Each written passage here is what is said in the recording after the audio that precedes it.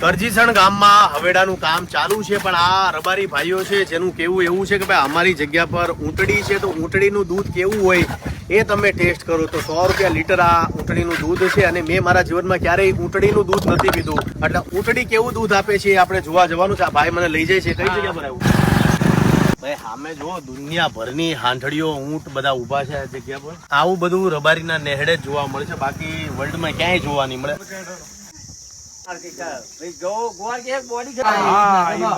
Photo પાડો ભાઈ. હા એમ દબાવો.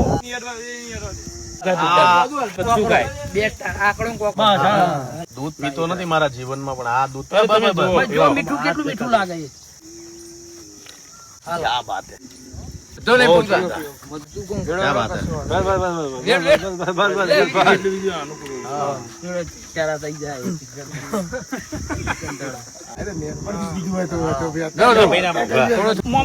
મારા જીવનમાં પહેલી વખત ઊંટડીનું દૂધ પીધું છે, અને આ ઊંટડીનું દૂધ પીવાના ફાયદા અઢળક છે.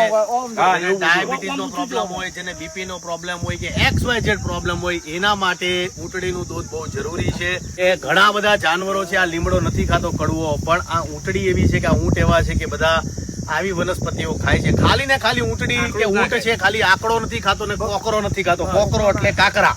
રબારી નામ જો નેહડે કાઈ ઘટે જ નહીં. જય માલધારી, જય વડવાળા.